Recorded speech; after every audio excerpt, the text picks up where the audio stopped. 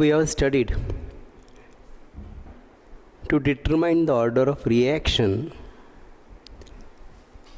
by integrated rate law equation and the half-life period. Two more methods are also available for determining the order of the reaction. One of them is a isolation method. In this case, consider A moles of A and B moles of B giving a product. Then we know a rate is equal to K concentration of A raised to some X and B raised to some Y. In this isolation method, one of the concentration of one of the reactant is taken in a large quantity and therefore it should be constant. That means concentration of say B is large enough and therefore equal to constant, and therefore the Y value will be equal to 0, and this concentration as a taken in excess, and one of the another reactant with respect of which we are going to determining the order is been isolated. Isolated means we are taking the concentration of the reactant A in small quantity, B is taken as a constant, and then by changing the concentration of reactant A, we study the order of the reaction. And by that way, by studying keeping A as a isolated means its concentration, it is been taken in a small quantity. It is been taken in a small quantity and its change is been measured. Keeping A and B is in very large quantity. Thereby we can go for small change in concentration of the reactant A keeping B in a large quantity, and thereby with the experiment and with calculations we can calculate the value of X, and once we can calculate the value of X, calculate the value of X. So the value of X can be calculated. In next step, keep the concentration of A, take the concentration of A in a large excess so that its component of concentration A raised to X should be equal to here Y equal to 0, X is calculated. Next time the concentration of A should be taken in a very large quantity and the concentration of B which is been taken and been changed and it is been studied with respect to this, and we can calculate the value of B, and after calculating X and Y we will be having the, as we know, order equal to X plus Y. Here the difference is one of the reactant is been isolated and another reactant is been taken in very large quantity. The one which is been isolated, its small change in concentration is been studied. Depending upon whose study, we can calculate the values of X and Y, and we can thereby calculate the order of the reaction. This is also one of the method of calculating the order of the reaction. The another method is a initial rate method. Let us go for that initial rate method. Now, in initial rate method, again say reaction A moles of A plus B moles of B giving a product. Now, in this method is used in combination of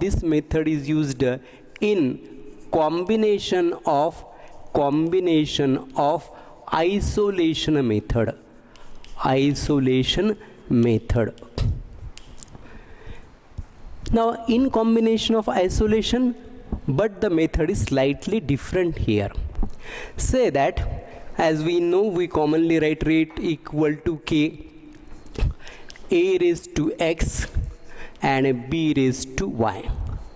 Now in combination of isolation means, consider that the concentration of b in a large quantity, therefore it is a constant, and therefore the value of y will be equal to 0.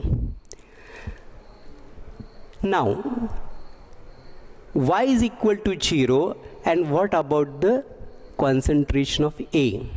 Here it is the slight difference from the last method is that we are taking the different initial concentrations of A, and we are studying with respect to different initial concentrations of A.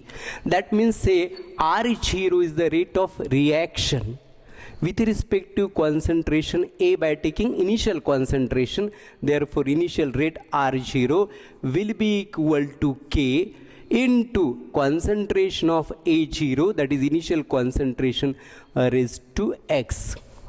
Now mathematically, by applying the log, we can write log of to the base 10 initial concentration R0 will be equal to log of K plus, but this being function, I will take this first, log of to the base 10 initial concentration of reactant A raised to X. In logarithm, this power will come into multiplication, therefore X multiplied by log of to the base 10 A0 plus log of K, of course to the base 10.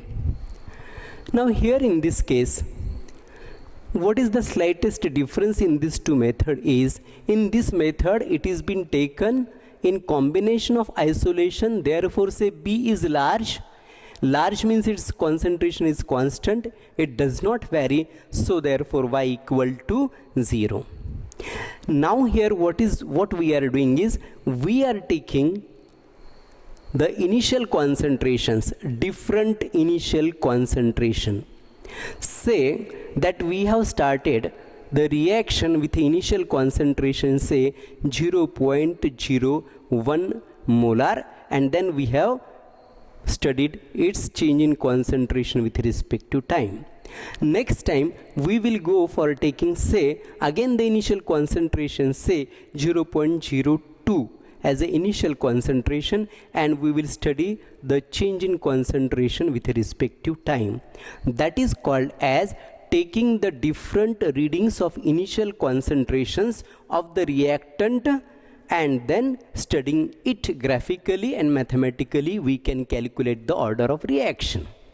Now with this equation, we have to plot the values of log of initial rate of a reaction R0 on y-axis and initial concentration A0 on the x-axis.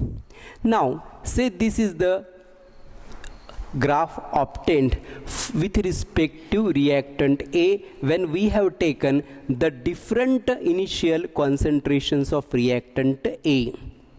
Then calculate the slope of this reaction, and this slope will be equal to x. So we can determine x. Now second time, take the concentration of the reactant A in large quantity, therefore x will be equal to 0, and now take the different values of initial concentration of the reactant B. Say we have started in a first trial with a reaction of B as a concentration 0.01 molar. Second time again we have started fresh reaction with A taken in large and the initial concentration of B as a 0.02 molar, and its change is been studied. Now the points are plotted. This will be the graph B. again take the slope of this graph. This will be the slope of the graph, and this slope of the graph will be equal to the value of y now, and the order of the reaction will be equal to x plus y. This method is called as initial rate method. Some students may confuse in between the two process. Here the difference is that when we are keeping one, because it is a combination of isolation, the concentration of one of the reactant as constant and the concentration of another reactant is taken as an initial concentration, and we are taking different trials of initial concentration with the start of reaction with a different trial of initial concentration, and then we are studying it, plotting a graph and calculating the value of x and y. When we will go for objective, sometime we may observe certain difficult objectives where these two reactions may feel to have different K1 and K1 and K2, or K and K dot. We have to correlate it sometimes also. So we will study it when we are going to solve the numericals or the objectives. Now we have studied the different methods of order of the reaction, and we have studied the kinetics of this chemical reaction. Now we will proceed for the second part of this topic, that is the collision theory and dependence of reaction, its rate, and how it is been explained by collision theory. What are the concepts of activation energy? What are the concepts of average kinetic energy? So we will go for next the collision theory of the chemical reactions. Let us go for the second part of this topic, that is the collision theory. So let us go for collision theory and then the concepts of activation.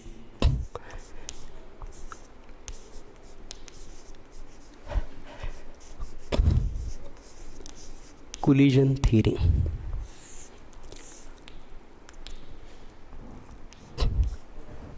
We are considering that the reactants are gases in nature and the reactants are colliding with respect to each other.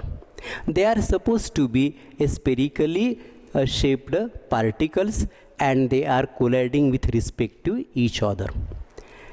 When the gas molecules react with each other, they are being taken in a container, then they collide with each other with a very large frequency.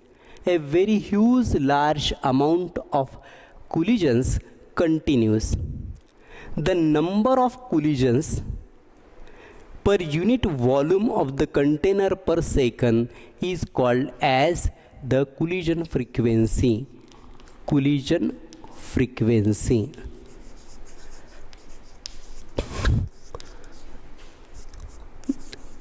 So if we are having, say, this container, in this container we can have very large number of molecules which are constantly colliding with respect to each other.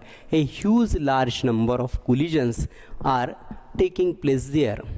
But all the large number of collisions of course does not result into energy.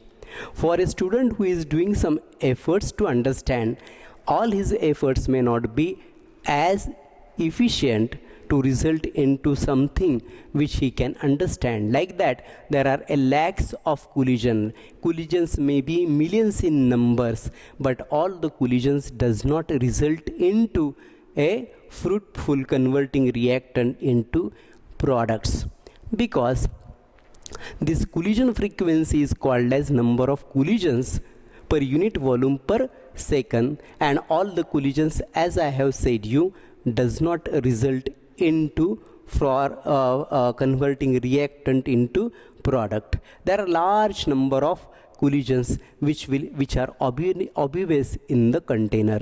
This is called as a collision frequency. Suppose sometimes the collision frequency even can be in the order of 10 raised to 30, 10 raised to 31.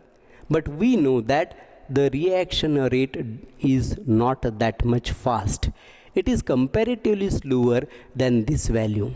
It means that only collision frequency is not sufficient for reaction to proceed, because it has two barriers, and they are called as energy barriers. Energy barriers.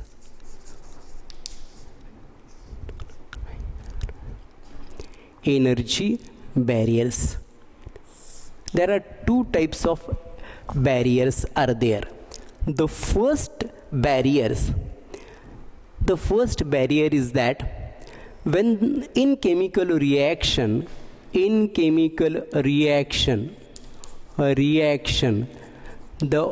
old chemical bonds, I use the word old for the bonds of reactant, old bonds in reactant are been broken, and we need to form new bonds, new chemical bonds in the product. In chemical reaction, it is, as we know, it is only the rearrangement of atoms takes place, and a rearrangement of atoms result into a product. But for rearranging the atoms, the number of electrons in the atoms, they are also to be rearranged, and the product are to be formed. For doing this purpose, all number of collisions are not sufficient to bring the reactant, to convert the reactant into product by converting this reactant to product by breaking old bond into new bond. Because for this type of arrangement, we need certain minimum amount of energy. Minimum amount of energy is required by the reactants to overcome the repulsive forces result into the new bonds. For that purpose, we are taking a word called as a activation energy. Now, first we will go for this theory, and during this we will also explain the activation energy, and further also we can go for separately studying what is the activation energy.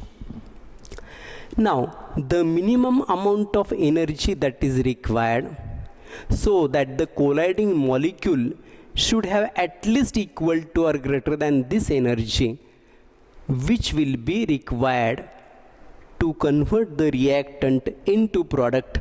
This is called as a activation energy.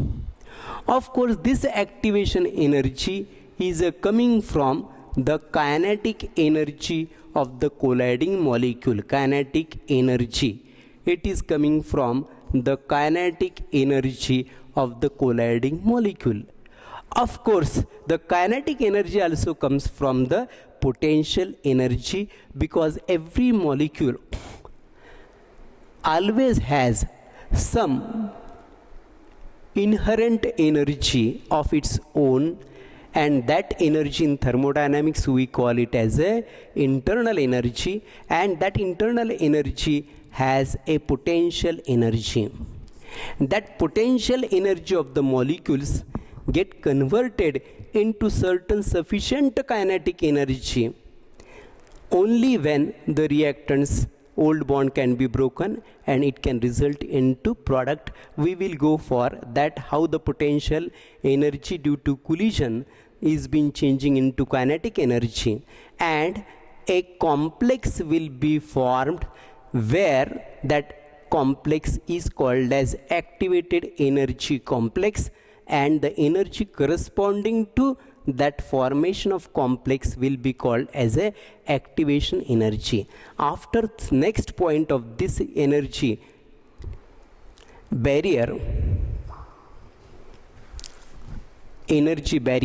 I will go for writing this.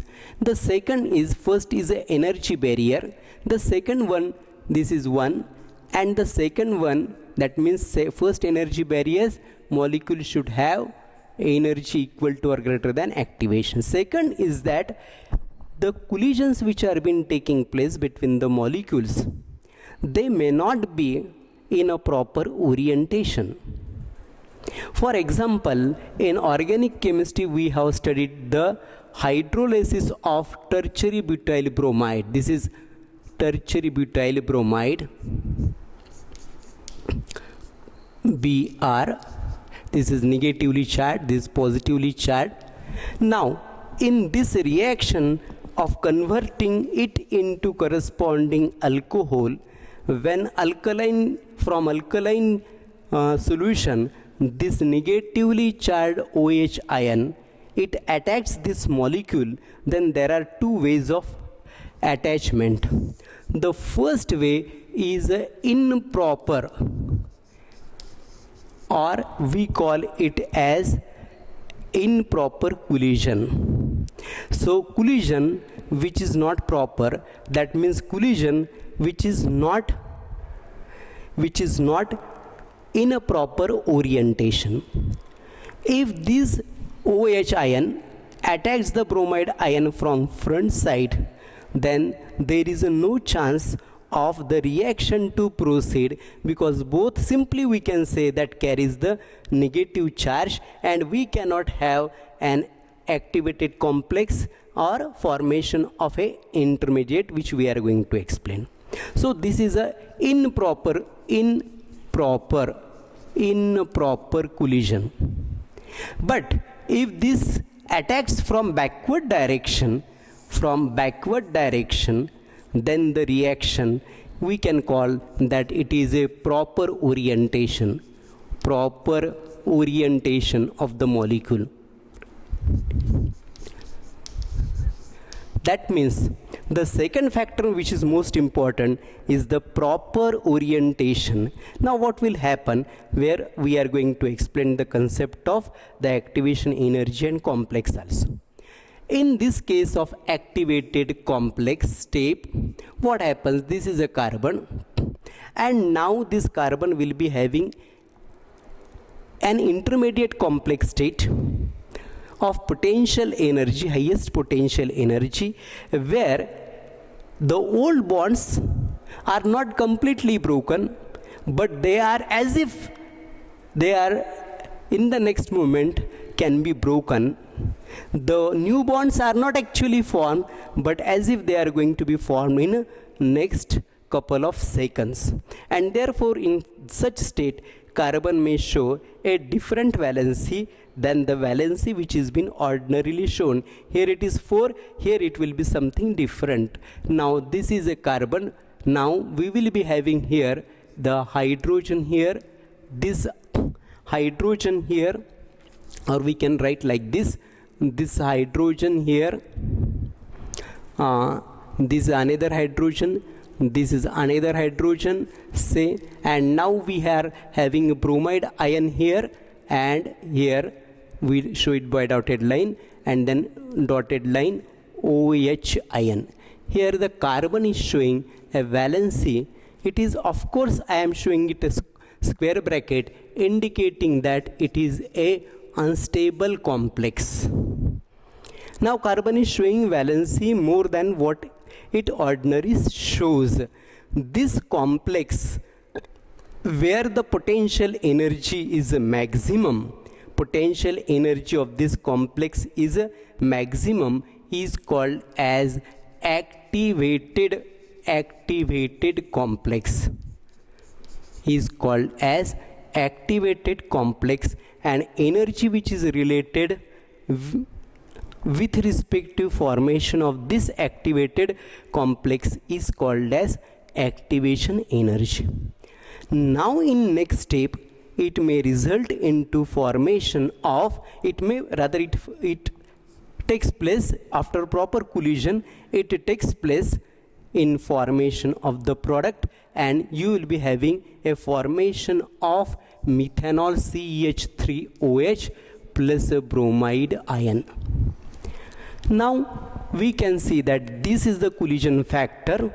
Of course it is very high, but there are two restrictions.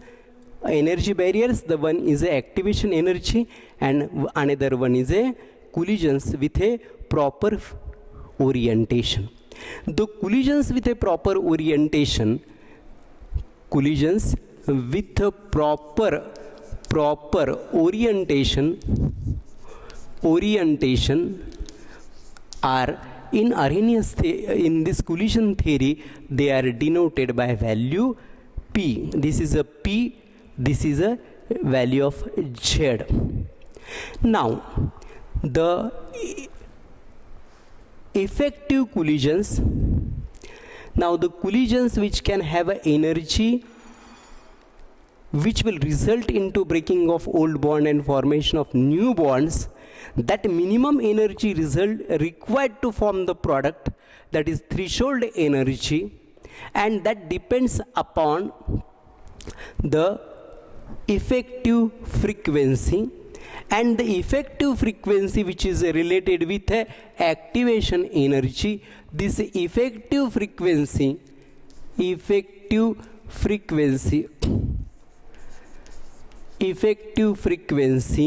is given by this collision theory as a term in the term of capital F, in the term of capital F. So we have two values, one is a collision frequency Z, another one is a effective collisions which are F, and collisions with a proper orientation 1, 2, 3, upon which the rate of reaction is depend according to collision theory. We can also go one by one for the study of all these things. Now let us go for this again, the activated complex stage. This is the activated complex stage, and this is called as a activated complex stage, and energy required to attain the activated complex stage is called as a activation energy. Now let us go for two important points to be noted about activation energy.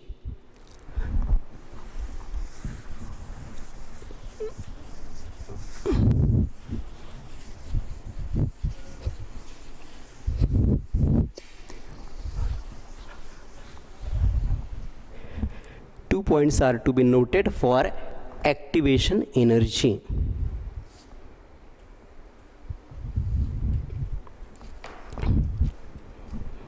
Number one, activation energy is a specific value, has a specific value. It is to be noted for solving the objectives or even understanding the collision theory or even the Arrhenius equations, that activation energy, it has a specific value for every reaction, or we can say that every reaction has a specific value of activation energy. Every reaction has a different value. Activation energy is constant. For every reaction, the activation energy is constant. It is independent on factors like temperature also, or it is independent upon the concentration of the reactant also. This is to be remembered that the activation energy for that particular reaction which you are studying is always independent of the concentration of the reactants. It is independent of the temperature, and therefore every reaction has its specific activation energy. Only remember, which we will study when we are going for the effect of catalyst, that activation energy is supposed to be changed by only one factor, that is called as a catalyst. Catalyst is supposed to change the activation energy, and that we will study when we will be studying the effect of catalyst. We have already mentioned that the catalyst changes the mechanism of the reaction, and therefore it gives the mechanism, therefore it affects the activation energy. Another one thing is to be remembered, if the activation energy is high, if the activation energy is high, then it is to be remembered that the rate of re-equation, if the activation energy is high, there are two chances: it is high and activation energy may be low.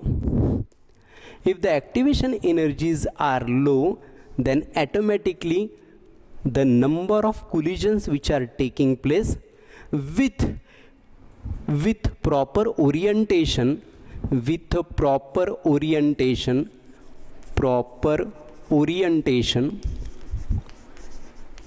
and with a effective frequency, the product of this will be now, if EA is high, then automatically the rate of reaction will be low, because you will need a higher amount of the product of these energies to attain the activated complex, and therefore the K will be low, and the rate of reaction rate will have lower value.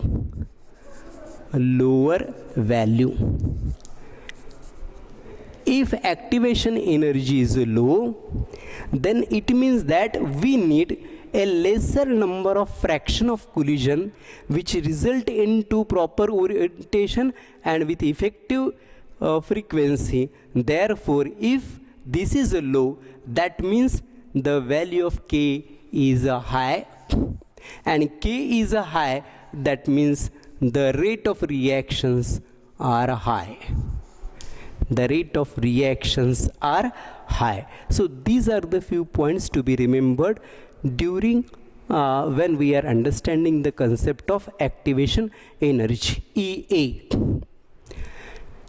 Now let us write according to collision theory and that activation energy. Why and how it changes, what are the effects of temperature also. We will go for proceeding that. Now what happens,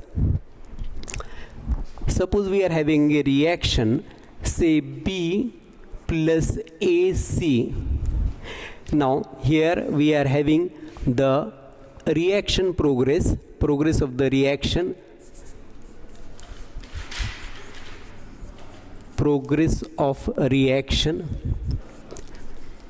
Here we are taking the energy. Reaction progress means the amount of the product that we are getting, and this is, say, the starting potential energy of the molecule.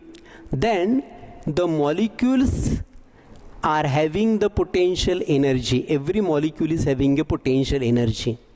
When the molecules collide with each other, their potential energy get converted and result into a state called as activated complex. This state we call it as activated complex, which we have already studied, a stage where the old bonds are not completely broken and the new are not completely formed. We have seen in the examples also. And now this activated complex, from activated complex we result into a product. When we result into a product, we get a compound Ba plus C. Now the amount of energy which is corresponding to this value is called as activated energy. EA is the activation energy, and at activated state, activated energy we have, this is the activation energy and this is the activated complex.